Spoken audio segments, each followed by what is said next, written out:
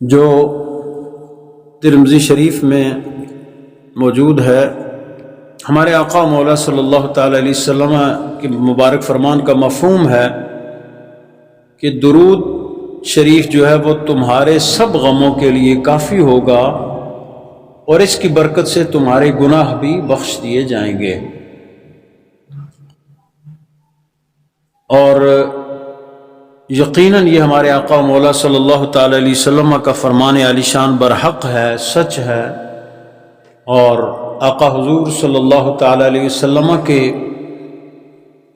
سارے فرامین ہمارے لیے حرز جاں ہیں، ہمارے ایمان کا حصہ ہیں،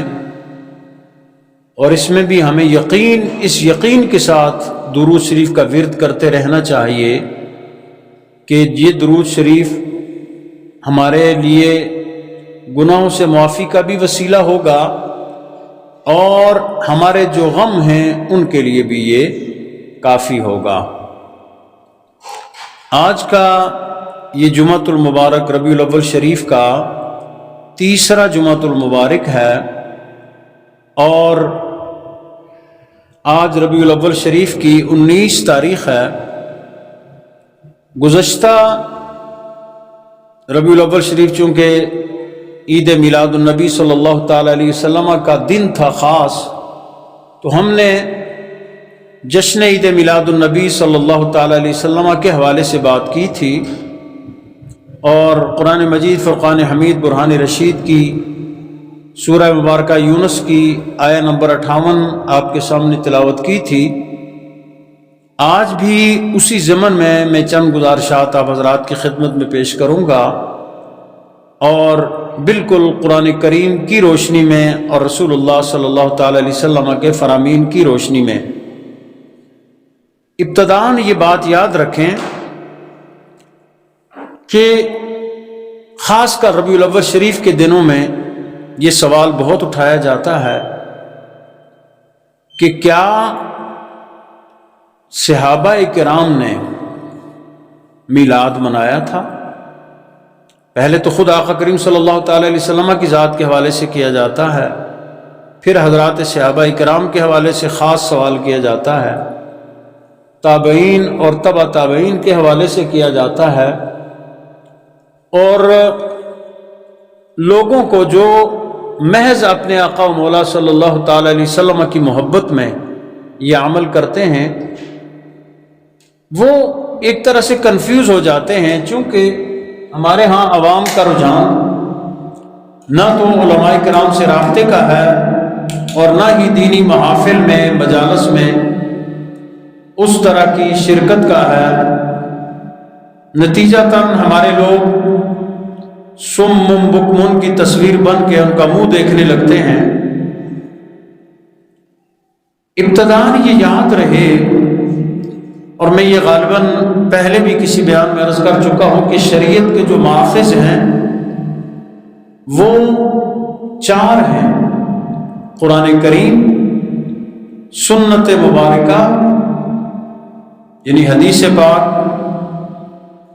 اور قیاس اور اجماع۔ یہ 4 چیزیں جس عمل کی دلیل بنے ان کو ادلہ شرعیہ اربع کہا جاتا ہے۔ ہم دیکھیں گے کہ جو کام ان 4 ادلہ شرعیہ کے نزدیک درست ہے تو وہ کام درست ہے، اور جو ان سے متصادم ہے وہ شریعت سے بھی متصادم ہے۔ بہت سے اگر ہم یہ معیار بنا لیں کہ ہم وہی کام کریں گے جو حضرات صحابہ کرام نے کیے تو پھر زندگی گزارنی بہت ہی مشکل ہو جائے گی آج کل کے دور میں۔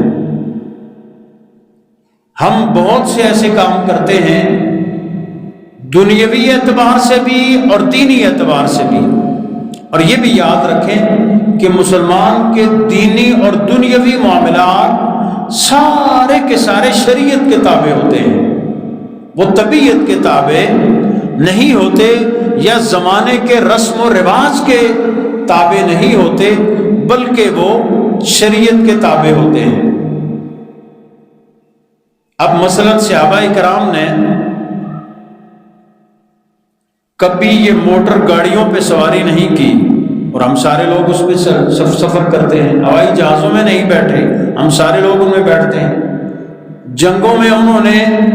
کلاشنکوف، توپ اور دیگر جو جنگی آلات آج کے دور میں استعمال کیے جاتے ہیں انہوں نے نہیں کیے۔ اعلیٰ حضرت القیاس بہت سی مثالیں ہیں۔ آپ کہیں گے چلیں یہ تو دنیاوی سامان ہے، دین کے حوالے سے کوئی مثال دیں، تو دین کے حوالے سے مثال یہ ہے کہ صحابہ کرام نے پکی مسجدیں نہیں بنائی، مساجد میں سجاوٹ اور بناوٹ کا کام انہوں نے، جس طرح آج کل کے ہمارے دور میں بلا تخصیص مسلک اور فرقہ ہوتا ہے، مساجد کے مینار نہیں بنائے، ختم بخاری شریف انہوں نے نہیں کیا، کوئی سالانہ جلسہ دستار فضیلت انہوں نے نہیں کیا، سیرت النبی کا جلسہ نہیں کیا، مدح صحابہ کا جلوس نہیں نکالا۔ اعلیٰ حضرت القیاس یہ قرآن مجید پہ اعراب ہیں، آپ زبر زیر لگی ہوئی دیکھتے ہیں، یہ حضرات صحابہ کرام نے نہیں لگائے، تو اب کیا کہیں گے کہ یہ کام ہم نہیں کریں گے یا نہیں کرنے چاہیے؟ یہ ساری چیزیں دراصل تعصب، ہٹ درمی اور جہالت کا نتیجہ ہوتی ہیں، جن کی طرف ہمارے لوگوں کو توجہ نہیں دینی چاہیے۔ میلاد شریف کی جو خوشی ہے، عید میلاد النبی کی جو بیس اور بنیاد ہے، وہ ہے رسول اللہ صلی اللہ تعالی علیہ وسلم کی عظمت کا بیان کرنا، آپ کی عزت اور آپ کی توقیر،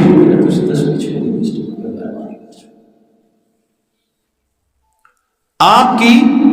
عزت، آپ کی توقیر اور آپ کی عظمت کا بیان کرنا ہے۔ میلاد شریف کا جتنے بھی معمولات میلاد ہیں ان کا یہی مقصد ہوتا ہے، اور ظاہر سی بات ہے کہ یہ قرآنی حکم ہے۔ اللہ سبحانہ و تعالی نے اپنے پاک کلام میں اپنے محبوب کریم صلی اللہ علیہ وسلم کے بارے میں ارشاد فرمایا ہے وَتُعَزِّرُوهُ وَتُوَقِّرُوهُ، میرے محبوب صلی اللہ تعالی علیہ وسلم کی توقیر بھی کرو اور آپ کی شان کو بھی بیان کرو۔ تو میلاد پاک جو ہے یہ حضور سرور عالم صلی اللہ تعالی علیہ وسلم کی عظمت اور توقیر کے بیان کا ذریعہ ہے، جو عین قرآنی حکم ہے۔ بس یہ اگر نکتہ آپ یاد رکھیں گے تو آپ سے کوئی سوال کر ہی نہیں سکے گا، اور جو کرے گا تو آپ اس کو جواب دیں گے کہ کیا تو رسول اللہ کی عظمت کا منکر ہے؟ اور ہاں، آج کل میڈیا کا دور ہے،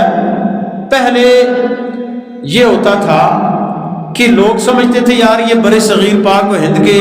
2-4 ملکوں میں یہ میلاد شریف ہوتا ہے، اور بس یہ لوگوں نے ایک بدعت نکالی ہوئی ہے۔ اب جہاں یہ سوشل میڈیا کی بہت سی قباحتیں ہیں، وہاں کچھ فوائد بھی ہیں، اور ان میں سے ایک فائدہ یہ ہے کہ آپ اس وقت سوشل میڈیا پہ سرچ کریں، پوری دنیا میں کوئی ملک ایسا نہیں ہے کہ جہاں پہ رسول اللہ صلی اللہ علیہ وسلم کے میلاد شریف کی خوشی نہ منائی جاتی، پوری دنیا میں۔ صرف 2 ممالک ہیں، سعودی عرب اور ایک کویت میں غالباً، لیکن کویت میں بھی اب سرکاری طور پہ منایا جاتا ہے۔ سعودی عرب میں اگرچہ حکومتی سطح پہ ایسا نہیں ہوتا، لیکن نجی محافل میں، گھروں میں لوگ خوب رج کے اپنے آقا مولا صلی اللہ تعالی علیہ وسلم کے میلاد پاک کی خوشی کرتے ہیں، شریعت کی حدود میں رہتے ہوئے۔ اور یہاں یہ بات بھی یاد رکھیں، جس طرح میں نے وہ سوشل میڈیا کی بات کی تھی، لوگ ایسے فیک قسم کی ویڈیوز، فیک پوسٹیں لگاتے ہیں، کہیں کی ویڈیو اٹھا کر کہیں پہ لگا دی، اس کو آگے پیچھے کر دیا۔ 1-2 ویڈیوز مجھے بھی ملی، کسی نے بھیجی تھی کہ مسجد ہے، مسجد کے باہر لوگ کھڑے ہیں اور کچھ مسجد کے چھجے پہ ہیں، کچھ نیچے وہاں پہ ناچ رہے ہیں۔ اب وہ ناچنے والے جو وہ ان کھڑے ہوئے لوگوں سے بالکل الگ ہیں،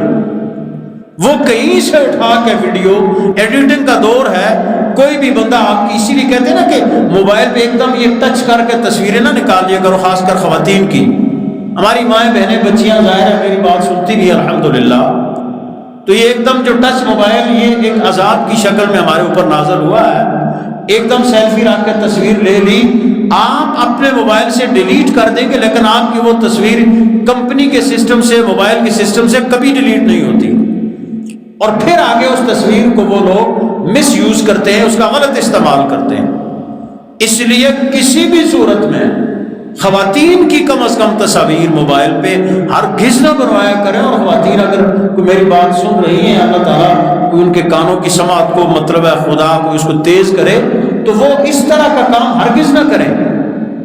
آپ بالکل سیپریٹ اپنی محفل میں ہیں،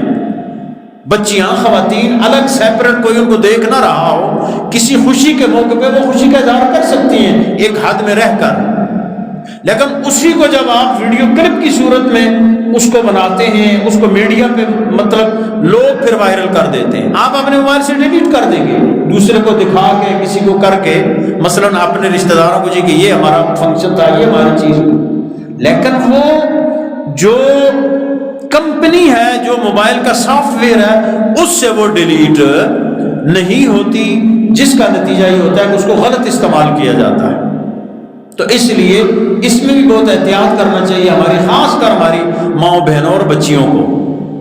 عرض میں یہ کر رہا تھا کہ لوگ اس طرح کی تصویریں، اس طرح کی ویڈیوز لگا کے کہتے ہیں جی کہ یہ ہے جی میلاد، وہ جیسے نا مکھی جو ہے وہ ہمیشہ گندگی پہ بیٹھتی ہے، آپ نے دیکھا ہوگا کہ پھول ہیں، خوشبوئیں ہیں، اچھی چیزیں ہیں، مکھی ہمیشہ ڈھونڈ کے گندگی کے اوپر بیٹھے گی۔ تو یہ جو لوگ ناقد ہیں، ان کی بھی یہی مثال ہے، جیسے مکھی گندگی پہ بیٹھتی ہے، ان کو باقی چیزیں نظر نہیں آتی۔ یہ آپ پوری ریاست میں، پورے جہاں پہ بھی دیکھیں، ہم سینکڑوں بیسیوں جگہ میلاد کی محفل میں جاتے ہیں، جلوس میں جاتے ہیں، ہم نے تو کہیں نہیں دیکھا کہ کوئی لوگ اس میں ناچتے ہوں، یا گھوڑوں کے ناچ ہوتے ہوں، یا کوئی خدا نخواستہ مرد و عورت کا مخلوط اس میں مطلب ہے کوئی اختلاط ہوتا ہو، کچھ نہیں ہوتا ایسا۔ آپ دیکھیں جلوس یہاں سے کتنا بڑا اجتماع ہوا، آپ کے یہاں گڑھی حبیب اللہ میں ہوا، مظفر آباد میں ہوا، کوئی جلوس میں کسی نے کوئی گانے نہیں گائے، کوئی باجے نہیں بجائے، کوئی ناچا کودا نہیں ہے۔ یہ فیک چیزیں ہوتی ہیں، اور ہاں بعض کوئی اکا دکا کسی جگہ پہ کچھ جہالا کچھ ایسی حرکت کر دیتے ہیں، جیسے اس پہ میں نے مضمون بھی لکھا تھا کہ جو لوگ کیک بناتے ہیں اس میں درود شریف لکھتے ہیں، رسول اللہ صلی اللہ علیہ وسلم کا اس میں گرامی لکھتے ہیں، پھر اس کیک کو کاٹتے ہیں، تو یہ بہت بڑی بے ادبی ہے۔ اسی طرح زمین پہ اگر آپ کوئی درود شریف یا کلمہ کو بورے یا اس خاص طریقے سے سجاتے ہیں، وہ بھی غلط ہے۔ جو غلط ہے وہ غلط ہے، لیکن کسی غلط اس ایک اچھی روایت میں کسی غلط کام کی وجہ سے اس روایت کو ختم نہیں کیا جا سکتا۔ مسجد سے اگر کسی کے جوتے چوری ہو جائیں، لوگ کہنا جی مسیحی کو چاڑو جی، کیونکہ تو جوتے چوری ہونے، بھائی چوری تو خانہ کعبہ سے بھی ہوتی ہے۔ لوگ وہاں مقام ملتزم ہے، آپ گئے ہوں گے عمرے پہ یا حج پہ، تو دیکھیں کہ ملتزم ہے، لوگ اس سے لپٹ کے وہاں روتے ہیں اور دعا کرتے ہیں۔ یہ ہمارے آقا صلی اللہ علیہ وسلم کی سنت ہے کہ جو مقام ملتزم ہے خانہ کعبہ شریف کے ساتھ، اس کے ساتھ چمٹ کے لوگ سینہ خانہ کعبہ سے لگا کے وہاں سے یوں ہاتھ کر کے روتے ہوئے آپ نے بھی دیکھے ہوں گے، بہت سے لوگ وہاں پہ دعائیں مانگتے ہیں، مناجات کرتے ہیں، روتے ہیں۔ اب ایک بندہ آگے وہاں پہ دوسرا اس کی جیب پاکٹ کاٹ دیتا ہے، وہ بیچارہ آپ کو تو رو رہا ہوتا ہے اللہ کے خوف میں، تقوی میں، خشیت میں، کوئی مطلب اٹھتا ہے کینچی مارتا ہے، اور جناب اس کا جب وہ پیچھے مڑتا ہے بیچارہ دیکھتا تو ہاتھ یوں نیچے چلا جاتا ہے۔ اب کیا کہیں گے جی خانہ کعبہ میں چونکہ وہ کچھ ہو رہا ہے لہذا ہونا چاہیے، اتنا یہ مطلب کامن سینس سے بھی یہ ہٹ کے بات ہے۔ اچھا جی تھی زیارتیاں دیکھیے نا جلدے جی، اور نہ جی اسی زیارتیاں تے جلدے ہی نہ کیا کہ لوگ تو سجدے کر دیں، اور بھائی لوگ کرتے ہیں تم نہ کرو نا، تم شریعت کے مطابق جا کے وہاں حاضری دو۔ تمہیں کس نے کہا کہ تم جا کے سجدے کرو؟ سجدہ کرنا حرام ہے سوائے اللہ کے، اور جو عبادت کی نیت سے کرے وہ تو کافر ہو جاتا ہے، مشرک ہو جاتا ہے۔ یہ کوئی بھی مطلب ہے ذیوش انسان کلمہ پڑھنے والا یہ نہیں کہہ سکتا کہ اللہ کے علاوہ کسی اور کے آگے سجدہ کرنا جائز، بات ختم۔ کسی کی ناک پہ مکھی بیٹھ جائے تو آپ کہیں گے اس کی ناک ہی کاٹ دیں؟ ایسے تو نہیں ہوگا۔ یہ اصل میں ہمارے لوگ سمجھتے نہیں ہیں، لوگوں کو بڑی چالاکی سے لوگ لوٹ لیتے ہیں، اور پھر ہمارے لوگ سوچتے ہیں یار بندہ تو بڑی گال ٹھیک کر رہے ہیں، دیکھو اس طرح نہیں۔ بھائی آپ اسی لیے میں اکثر کہتا ہوں آپ علماء کے پاس بیٹھا کریں، علماء کی صحبت میں بیٹھا کریں، ان سے پوچھا کریں، دین کو سیکھا کریں۔ یہ باطل فرقوں کو جو میٹیریل ہے وہ ہمارے سنیوں سے تو مل رہا ہے. ایک بندہ آج ہی پکا سنی، بڑا نمازی، بڑا دربار شریف حاضری ذکر درود سب کچھ، جب مہینے 2 مہینے بعد جناب سارا کچھ چٹ ادھر ادھر والا ایسا ایک یہ بڑا ہو گیا، بستر اٹھ گیا جی چلو جی 40 دن لاؤ تو جنت لے جاؤ مزے. اب یہ تو سہولت ہے نا بھائی، کیوں کہ یہ اس کو کیا ہے، یہ تو اللہ کے ولیوں کا طریقہ ہے، یہ اللہ کے ولیوں کا راستہ ہے. میرا کسی پہ اس طرح میں تنقید نہیں کرتا کہ یار جو مرضی ہے کرے، ہر بندے نے اپنا جواب خود دینا ہوتا ہے. لیکن میں آپ کے لیے عرض کر رہا ہوں کہ آپ کا علماء سے رابطہ نہ رکھنے کے بنیاد پہ ہوتا ہے نا جی ایک ٹرم ٹھیک نہیں تو وہ والا ٹھیک ہے. تو اس لیے یہ ہماری تمہید ہی بہت زیادہ لمبی ہو گئی. عرض میں یہ کر رہا تھا کہ میلاد شریف جو بنیاد ہے اس کی وہ ہے رسول اللہ صلی اللہ علیہ وسلم کی تعظیم اور توقیر. اور حضور کی تعظیم اور توقیر ایک ایسا عمل ہے کہ جس کا اللہ نے حکم دیا اور اس کو فرض کیا. حضور کی تعظیم اور توقیر صرف یہ نہیں ہے کہ آپ کوئی ایسے مطلب ایکسٹرا کوئی یا مستحب کام ہے، نہیں، یہ فرض ہے. اگر کوئی کسی کے دل میں حضور کی عظمت اور آپ کی توقیر نہیں ہوگی، وہ تو ساری زندگی نمازیں پڑھتے پڑھتے ماتھا کیا اپنا منہ بھی کالا کر لے گا، اس کی نماز کا اس کو کوئی فائدہ نہیں ہوگا. سب سے بڑی بات یہ ہے کہ حضور کی عظمت اور حضور کی توقیر کے ساتھ عبادت کی جائے. وہ علامہ اقبال نے بڑا خوبصورت اشارہ کیا ہو نا اس طرف، شوق تیرا اگر نہ ہو میری نماز کا امام، میرا قیام بھی حجاب، میرا سجود بھی حجاب. کہ یا رسول اللہ اگر آپ کی محبت میرے دل میں نہیں ہوگی تو میرا قیام بھی فضول ہے اور میرا سجدہ بھی فضول ہے. اس لیے کہ خود خالق کائنات نے یہ حکم دیا. آپ دیکھیں نا قرآن مجید پڑھیں، اللہ نے حضور کی کتنی عظمت، حضور کا کتنا اللہ نے خود اکرام کیا ہے. سبحان اللہ، کمال کی بات ہے.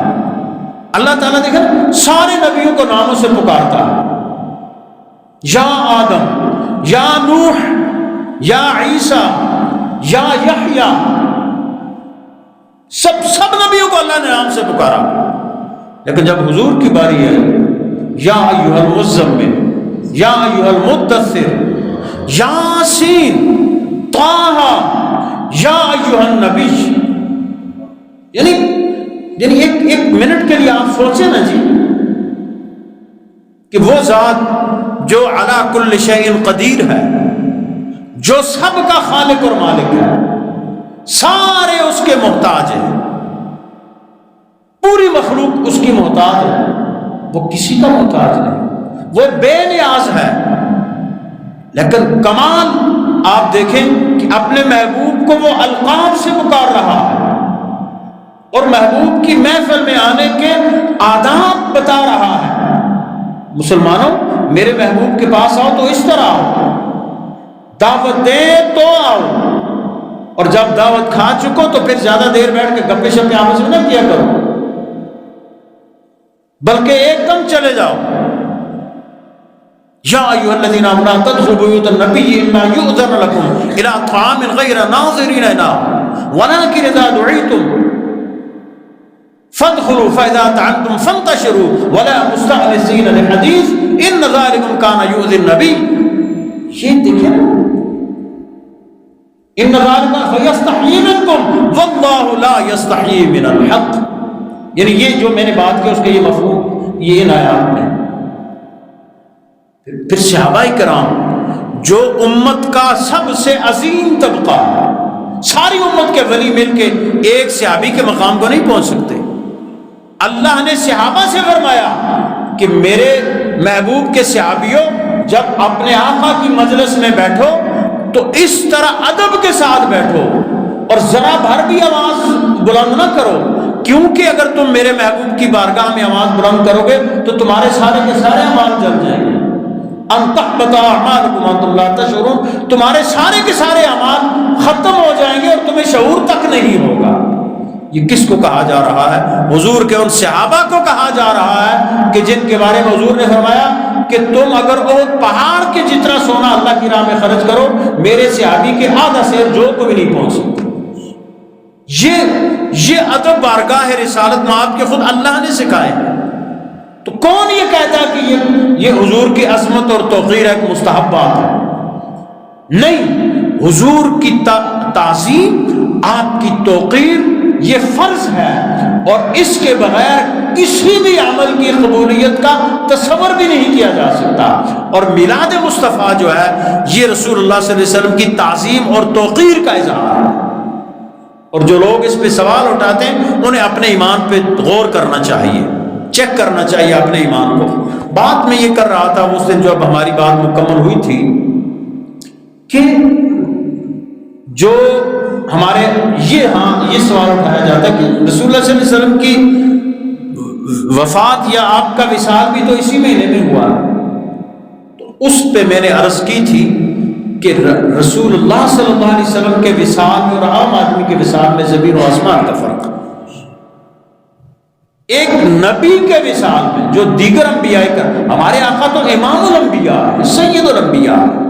ان میں اور ایک عام آدمی کے وصال میں زمین و آسمان کا فرق ہے۔ اور پھر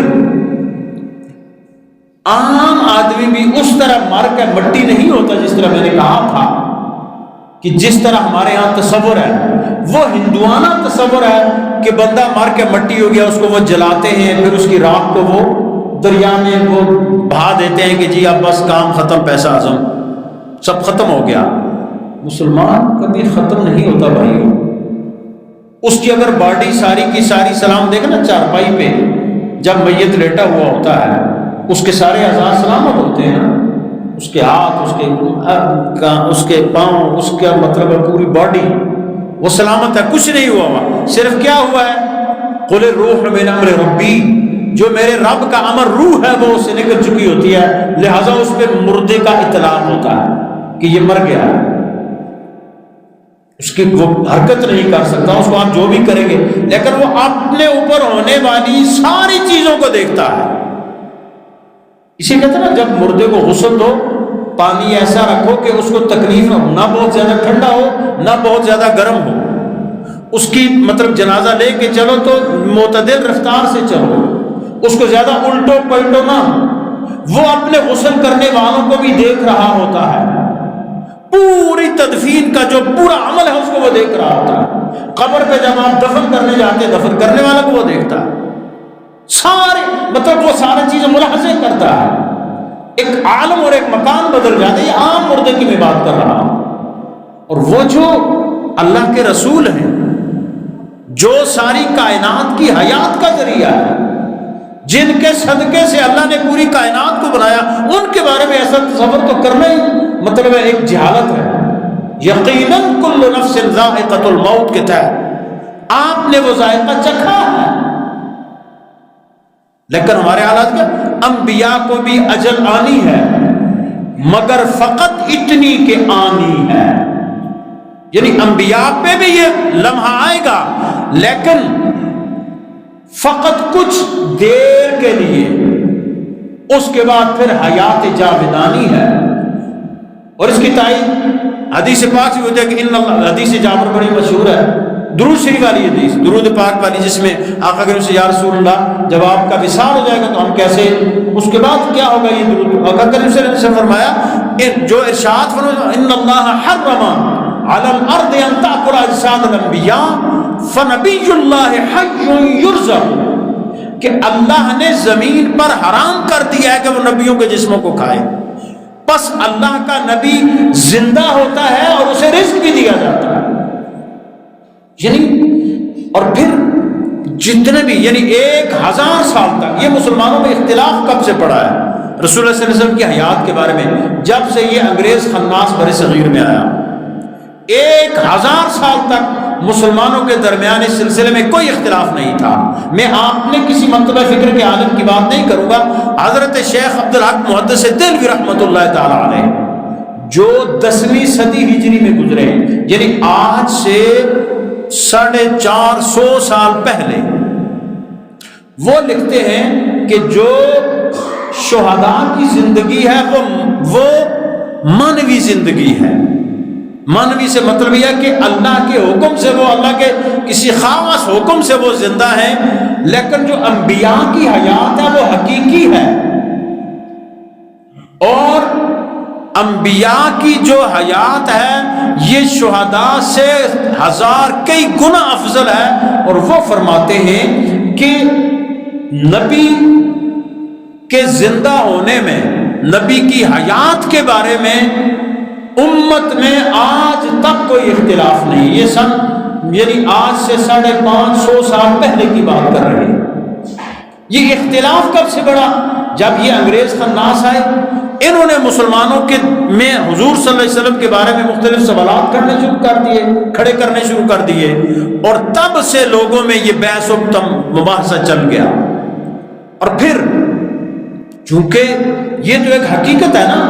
کہ انسان نے ایک دار سے دوسرے دار میں، ایک جگہ سے دوسری جگہ میں منتقل ہونا ہے۔ جس طرح میں نے پچھلے جمعے کو بھی کہا تھا کہ ہمارا حال، ہم مرتے مٹتے نہیں ہیں، یہ انسان یہ کوئی اتنی اہم معمولی شے نہیں ہے، وہ اسے پتلا خاکی سمجھتا ہے تو یہ مٹی کی مورت بڑی چیز ہے۔ اللہ نے کہا وفی انفسکم افلا تبصرون، تم دیکھو تمہارے اندر میں نے اپنی کتنی نشانیاں رکھی ہیں۔ ہم پہلے اللہ کے حکم سے عالم ارواح میں تھے، پھر عالم ارحام میں آئے، پھر عالم دنیا میں آئے، اس کے بعد عالم برزخ میں جائیں گے، اس کے بعد عالم آخرت میں جائیں گے۔ یہ 5 سٹیپ یا 5 مقامات ہیں جہاں پہ انسان کو اللہ نے اپنے فضل سے رکھنا ہے، اپنے ایک نظام کے تحت۔ تو اس وقت اگر ہم دنیا میں موجود ہیں تو کچھ عرصے بعد جب ہمارا دنیا میں رہنے کا پیریڈ مکمل ہوگا، اس وقت ہم پھر عالم برزخ میں چلے جائیں گے۔ دیکھیں نا، وہ ترمذی شریف کی حدیث ہے اور صحیح حدیث ہے، جس کا مفہوم یہ ہے کہ میت جو ہے وہ اپنی قبر میں آنے والے چڑیا تک کو پہچانتا ہے، یہاں تک کہ یہ بھی پہچانتا ہے کہ یہ نر ہے یا مادہ ہے۔ انسان تو کجا، یعنی آپ والدین کی، کسی بزرگوں کی قبر پہ چلے جائیں، وہ آپ کو پہچانتے ہیں۔ جو قبر میں میت ہوتا ہے صاحب قبر، وہ قبر پہ آنے والے کو پہچانتا ہے، اس کے سلام کا جواب دیتا ہے۔ تو مردہ کبھی کوئی کسی کو سلام کا جواب دے سکتا ہے؟ اور پھر صحیح حدیث پاک کہ رسول اللہ صلی اللہ علیہ وسلم جو بندہ ہر جمعے کو اپنے والدین کی قبروں پہ یا دونوں میں سے کوئی ایک جو دنیا ان کی قبروں پہ حاضری دے گا، اللہ سبحانہ و تعالیٰ اس کی مغفرت فرما دے گا۔ یعنی کتنی بڑی بات ہے کہ ہم ان چیزوں کو سمجھے بغیر ہی چل رہے ہیں۔ انسان ہاں جسم گل سکتا ہے بندے کا، مطلب آپ کہیں گے نا کہ یار یہ کیا ہے، جب کبھی کوئی قبر کھلتی ہے تو چند ہڈیاں ہوتی ہیں، جسم جیسے میں نے کہا نا جی کہ موت کا تعلق، جب آپ کی باڈی ساری سلامت ہے، روح نکل گئی تو آپ کا باڈی چاہے ساری کی ساری سلامت ہے، آپ پھر بھی حرکت نہیں کر سکتے۔ لیکن اگر وہ باڈی مٹ بھی جاتی ہے، جسم کا گوشت گل سڑ جاتا ہے، تو جسم کا ایک حصہ ایسا ہے کہ جو ہمیشہ سے سلامت رہتا ہے، اور انسان کی پوری باڈی پھر اسی پہ دوبارہ کھڑی کی جائے گی۔ اور جو اللہ کے حکم والا جو امر ہے، جو مانوی زندگی ہے، اس کے تحت میت جو ہے وہ اپنے اوپر ہونے والی ساری چیزوں کو دیکھتا ہے، چاہے وہ قبر میں ہو، چاہے وہ چارپائی پہ ہو، جنازے کی چارپائی پہ ہو یا کہیں پہ بھی ہو۔ یہ عام ایک میت کی بات ہے۔ تو انبیاء کی جو حیات ہے وہ شہداء کی حیات سے اعلیٰ، افضل اور قوی ہے۔ اس لیے یہ سوال ہی نہیں بنتا کہ چونکہ ربیع الاول شریف کے مہینے میں حضور کا وصال ہوا ہے تو لہٰذا اس میں ہمیں جو ہے نا وہ مطلب خوشی نہیں منانی چاہیے۔ اور دوسرا ایک شرعی مسئلہ بھی ہے نا، شرعی مسئلہ یہ ہے کہ آپ وصال کا، کوئی بندہ آپ کا عزیز فوت ہو جاتا ہے، 3 دن سے زیادہ تعزیت بھی جائز نہیں ہے، 3 دن سے زیادہ سوگ بھی جائز نہیں ہے۔ اور سوگ کا مطلب وہ پٹنا نہیں ہے، مطلب ایک ایسے سوگ کا یہ مطلب ہوتا ہے کہ کوئی انسان مثلا اس کے گھر میں اس طرح کا ماحول ہو کہ یار یہاں پہ کوئی میت ہوئی ہے، یہاں پہ کوئی جنازہ ہوا ہے، کوئی وہ خوشی کا تہوار، اس طرح کی چیزیں وہ نہ کرے۔ تعزیت کے لیے آنے والے لوگ 3 دن تک تعزیت کریں۔ یہ اور جو خاتون کسی کا شوہر مطلب فوت ہو جائے تو اس کے لیے 4 مہینے 10 دن وہ اس کا سوگ منائے گی. سوگ سے مراد یہ ہے کہ وہ کوئی بناؤ سنگار نہیں کرے گی, کہیں پہ کسی دعوت میں آگے پیچھے وہ نہیں جائے گی. علی حاصل قیاس یہ مسائل آپ کو پتہ بھی ہے. لیکن پیدائش کی جو خوشی ہے, ولادت کی خوشی, یہ آپ زندگی کے کسی حصے بھی منا سکتے ہیں. مثلا عقیقہ کیا ہے؟ سنت ہے. سنت یہ ہے کہ جب بچہ یا بچی ہو تو اس کے بعد 7ویں دن عقیقہ کیا جائے. بکرا یا دمبا یا جو آپ کے پاس میسر ہو وہ عقیقہ کیا جائے, دوستوں کو دعوت کھلائی جائے, یا اس کو ایک وہ اس طریقے سے جیسے قربانی تقسیم کرتے ہیں اس طرح تقسیم کر دیا جائے. یہ ہے عقیقہ اور یہ ہے ولادت کی خوشی. 7ویں دن اس کو کرنا سنت ہے. لیکن بالفرض ایک بندہ ایسا اس کے مالی حالات اچھے نہیں ہیں, وہ عقیقہ اس طرح نہیں کر سکتا, تو 7 دن کے بچے کا عقیقہ بھی کر سکتے ہیں اور 70 سال کے بابے کا بھی عقیقہ کر سکتے ہیں. اب مثلا حاجی صاحب کو نیند آ رہی ہے, ہمارے حاجی صاحب کو یہاں مسجد سکون ہے ماشاءاللہ, ان کی عمر اب حاجی صاحب کا عقیقہ اگر نہیں ہوا تو حاجی صاحب اب بھی چاہیں تو ہماری دعوت کر سکتے ہیں 2 بکرے ذبح کر کے. اور ماشاءاللہ اللہ نے ان کو طاقت بھی دی ہوئی ہے. ویسے میری ان سے چونکہ مڑ ایک ہی شکل کے خلیفے میں گھر کر دیں تھی, تو اس لیے یہ خوشی آپ کسی بھی وقت منا سکتے ہیں. ولادت کی خوشی منانے پہ کوئی پابندی عمر کی قید نہیں ہے کہ بھئی 7 سال بعد 7 دن بعد کرو, 7 سال بعد کرو, 17 بعد کرو, 27 37 47 57 67 اور 77, حتیٰ کہ 107 سال بھی کسی کی عمر ہو جائے تو بھی اس کا عقیقہ کیا جا سکتا. اور عقیقہ یہ ولادت کی خوشی ہے. یعنی یہ مطلب ذہن میں یہ بات آتی نہیں کہ لوگ یہ سوال اٹھاتے کیوں ہیں بھائی. اور خود حضور نے آقا کریم صلی اللہ علیہ وسلم کا عقیقہ آپ کی ولادت بعد شہادت کے بعد ہو چکا تھا, لیکن جب آقا کریم صلی اللہ علیہ وسلم ہجرت کر کے مدینہ طیبہ تشریف لے گئے تو صحیح حدیث کے مطابق آپ نے 2 بکرے ذبح کیے اور پھر آپ نے لوگوں کی دعوت کی.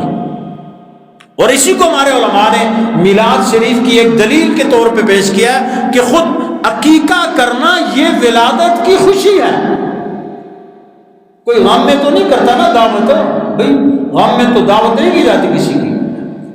دعوت کی جاتی ہے خوشی میں. بھئی آپ کسی اپ گریڈ ہو گئے جی,